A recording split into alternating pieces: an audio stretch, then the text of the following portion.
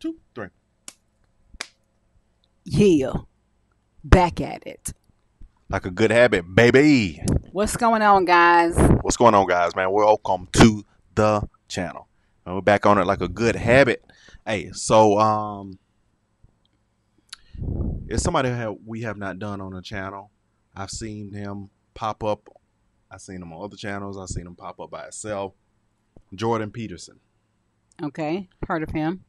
So I wanted to do first just by going into understanding who he is, because I really don't know who he is. Mm-hmm. So I wanted to do, I guess, one of the viral videos that brought him to life. And it's Jordan Peter debate on gender pay gap, campus protests, and postmodernism. Okay. So let's listen to this. Let's see what this is about.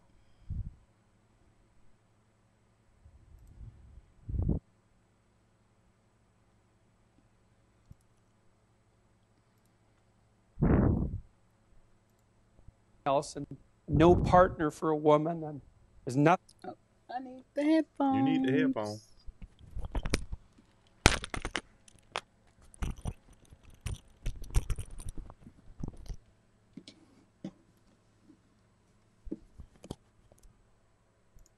Jordan Peterson, you've said that men need to, quote, grow the hell up. Tell me why. Well, because there's nothing uglier than an old infant. There's nothing good about it. People who don't grow up don't find the sort of meaning in their life that sustains them through difficult times, and they're certain to encounter difficult times. And they're left bitter and resentful and without purpose and adrift and hostile and resentful and vengeful and arrogant and deceitful and of no use to themselves and of no use to anyone else, and no partner for a woman, and there's nothing in it that's good. So you say, I mean, that sounds pretty bad. You're saying It's there's a bad. crisis of masculinity? I mean, what do you do about it? You help people understand why it's necessary and important for them to grow up and adopt responsibility. Why that isn't a shake your finger and get your act together sort of thing. Why it's more like a delineation of the kind of destiny that makes life worth living. I've been telling young men, but it's not. I wasn't specifically aiming this message at young men to begin with. It just kind of turned out that way. And it's mostly, you admit, it's mostly men listening. I mean, it 90% of your audience is a male, Well, it's right? about 80% on YouTube, YouTube is a male domain primarily. So it's hard to tell how much of it is because YouTube is male and how much of it is because of what I'm saying. But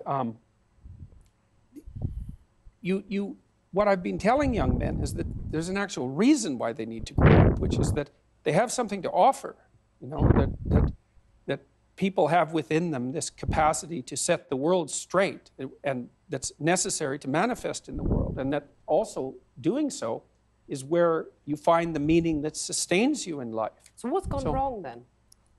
Oh, God, all sorts of things have gone wrong. I don't think that young men hear words of encouragement. Some of them never in their entire lives, as far as I can tell. That's what they tell me. And the fact that the words that I've been speaking, the YouTube lectures that I've done and put online, for example, have had such a dramatic impact is an indication that young men are starving for this sort of message, because, like, why in the world would they have to derive it from a lecture on YouTube?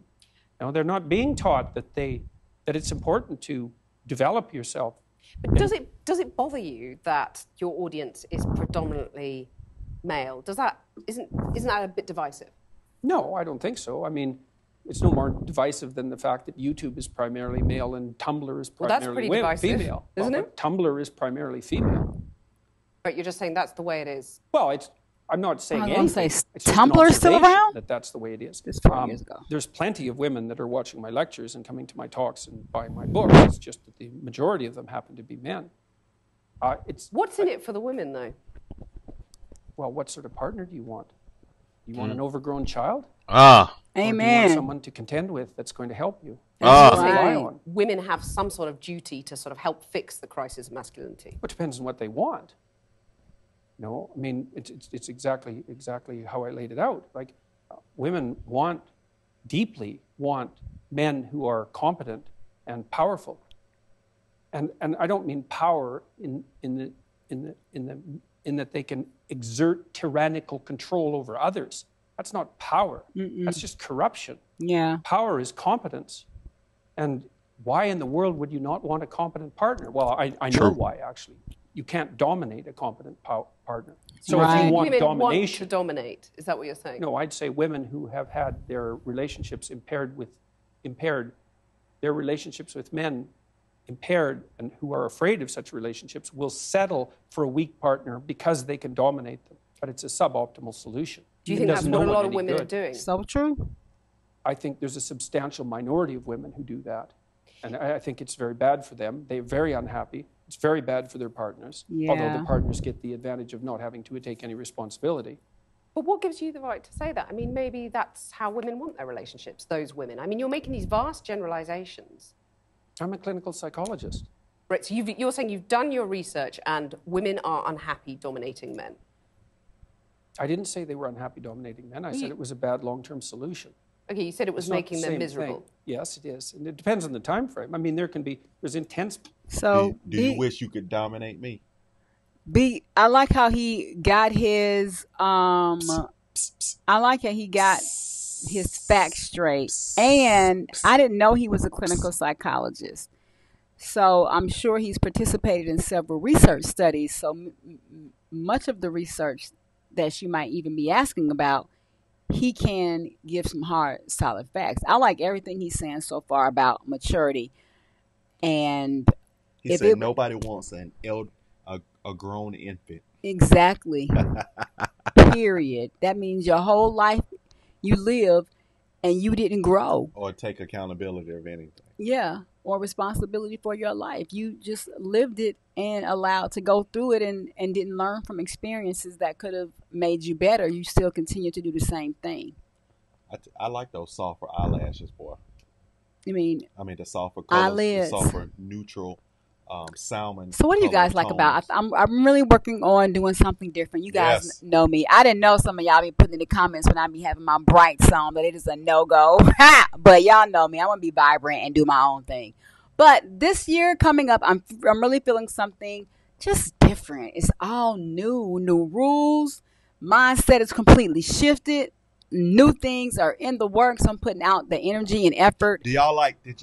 So I'm just coming with the new look. So I'm kind of want to do like neutrals. Like hey, kids. Let's go. Come on. I kind of like doing the neutrals and the feeling neutrals and pastels. So let me know what you guys think about the new.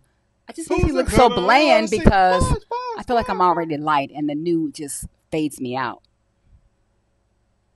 Pleasure in momentary domination. That's why people do it all the time. But it's no formula for a successful long-term relationship. That's reciprocal, right? Any long-term relationship is reciprocal. That's right. Virtually by definition. Yeah. So, let me put a quote to you from the book, where you say there are whole disciplines in universities forthrightly hostile towards men. These are the areas of study dominated by the postmodern neo-Marxist claim that Western culture in particular is an oppressive structure created by white men to dominate and exclude women. But then I want to put minorities too dominate. Okay, sure. But I want to put to you that here in the UK, for example, let's take that as an example, the gender pay gap stands at just over 9%. You've got women at the BBC recently saying that the broadcaster is illegally paying them less than men to do the same job. You've got only 7 women running the top FTSE 100 companies. Yeah. So it seems to a lot of women that they're still being dominated and excluded, to quote your words back to you.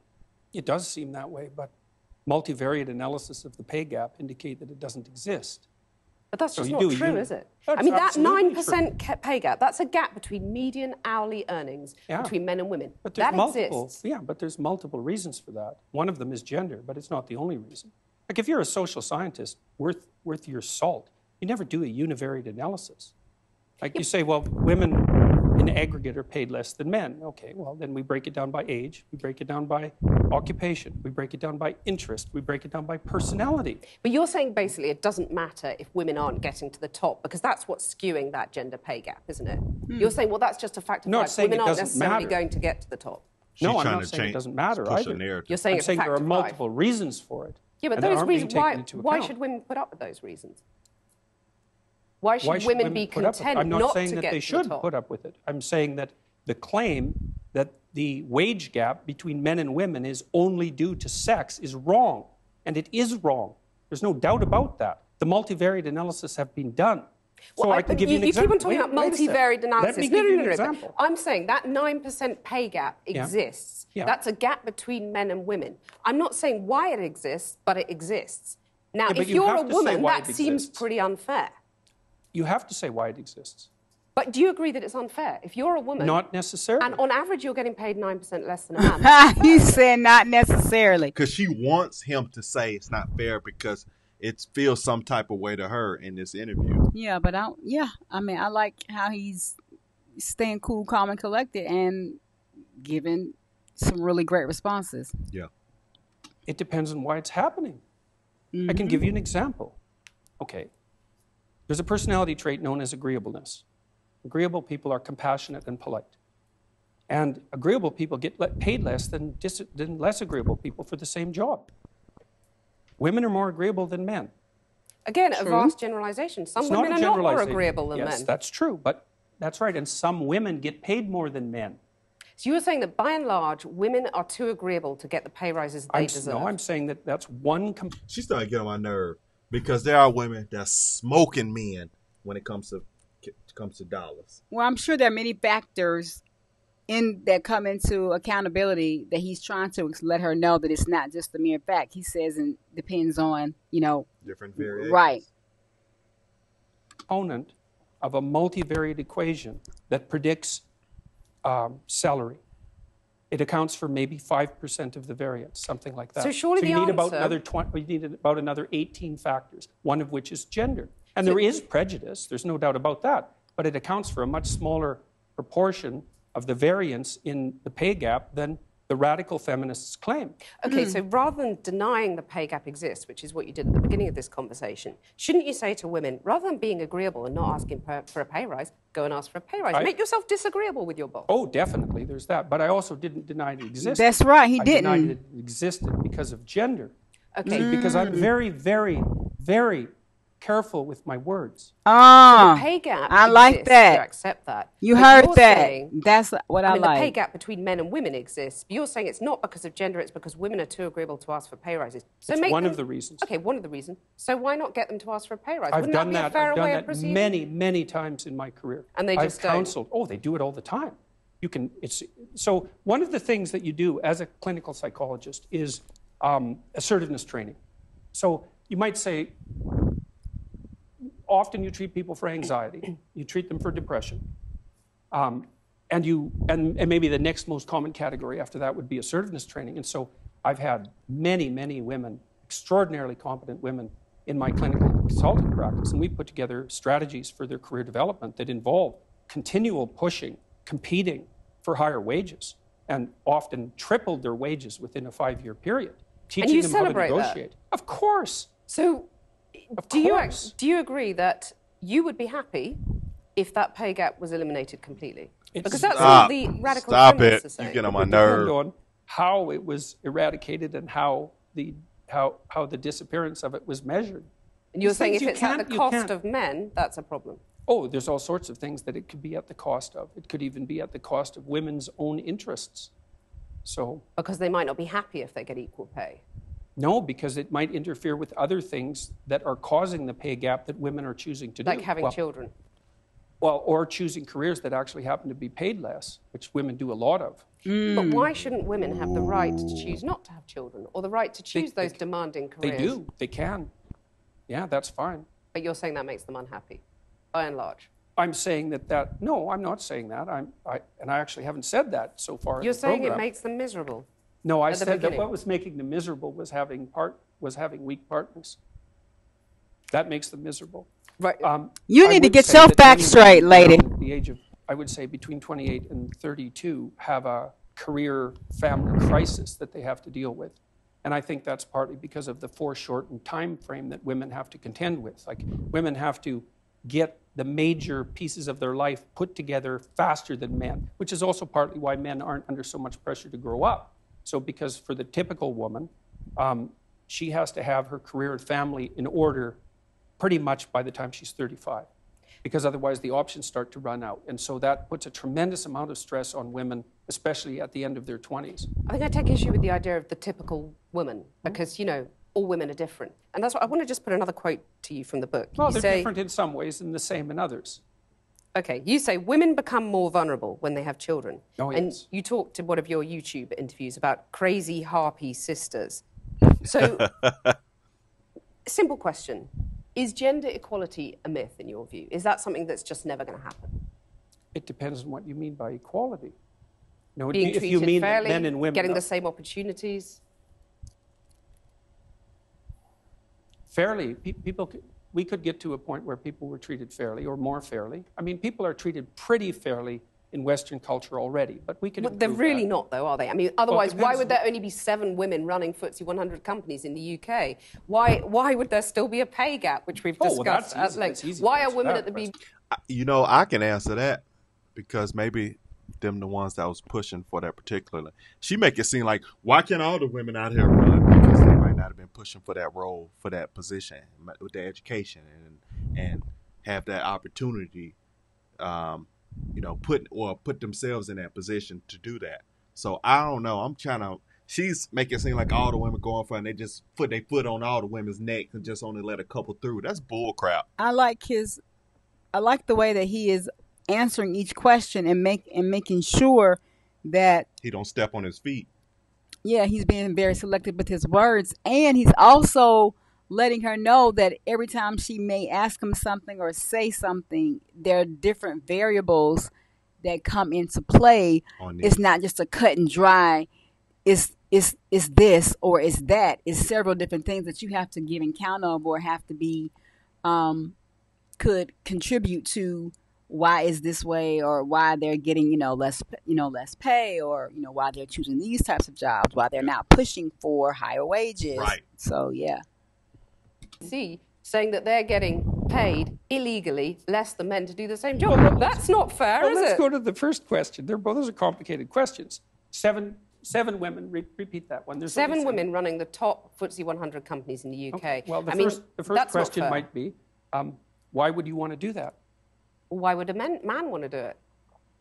I Well, mean, it's a lot of money. It's an interesting there's a job. certain number So many of reasons. men, although not that many, who are perfectly willing to sacrifice virtually all of their life to the pursuit of a high-end career. So they'll work. These are men that are very intelligent.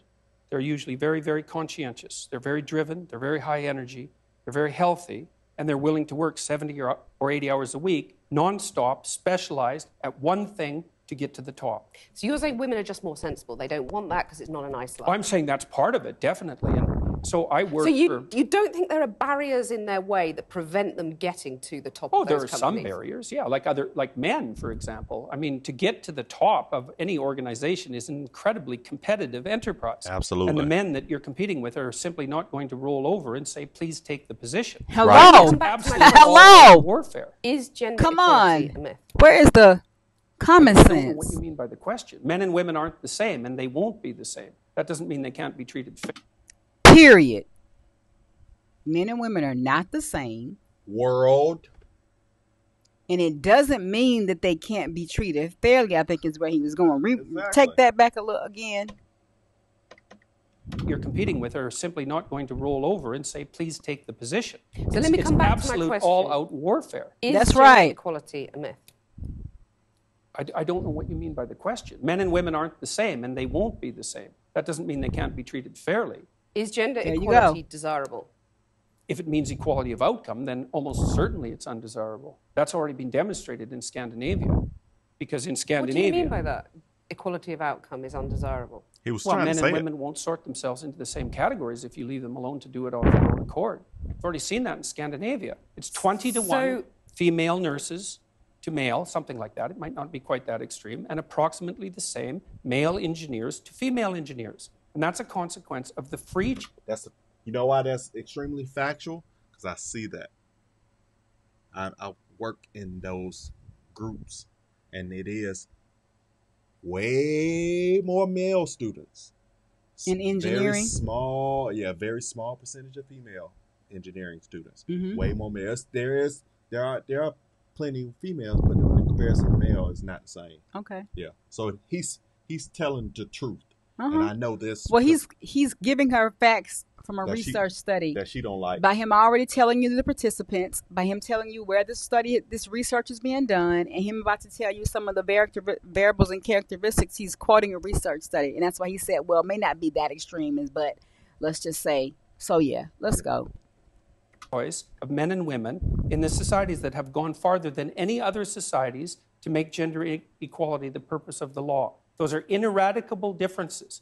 You can eradicate them with tremendous social pressure and tyranny, but if you leave men and women to make their own choices, you will not get equal outcomes. Right, so you're saying that anyone who believes in equality, whether you call them feminists, call them whatever you want to call them, should basically give up because it ain't going to happen. Only if they're aiming at equality of outcome. So you're saying give people equality of opportunity, that's fine. It's not only fine, it's eminently desirable for everyone, for individuals and for society. But still women aren't going to make it. That's what you're really saying. It depends on your measurement techniques. They're doing just fine in medicine. In fact, there are far more female physicians than there are male physicians. There are lots of disciplines that are absolutely dominated by women. Smoking. Many disciplines. Yeah. They're doing great. Education, So, Let me I put something believe, else is in front of the one. book. You That's say one. the introduction of the equal pay for equal work argument immediately complicates even salary comparison beyond practicality for one simple reason. Who decides what work is equal? It's not possible. So the simple question is, do you believe in equal pay? Well, I made the argument there. It's like it depends on So who you don't defines believe it. in equal pay? No, I'm not saying that at all. Because a lot of people listening to you will just say, I mean, are we going back to the dark That's ages because they're actually here? not listening. I'm They're just listening very projecting carefully, what and they I'm think. hearing you basically saying women need to just accept they're never going to make it on equal terms, equal outcomes is how you defined it. No, No, she wants a cut and dry answer, but this is not a cut and dry response type question. Yeah. He keeps saying that there are other factors that are going to come into play when it comes to equal pay between men and women. But Because she what happens says, is- keyword, I keep hearing. You're right, hearing. You're not listening. And then she's trying to get it cut and dry like that, trying to pin them. And once you pin somebody, now you can keep just running over them because now you have completely pinned them in that space. Now you just stay in that space and build on top of that. But I like his perspective because he's really making us all think, okay, you think it's a cut and dry type of situation that a man or a woman could be going for the same job and wondering why a male may be getting paid a little bit more or making more money in a certain area, then it's not what it appears to be. Right. Yeah.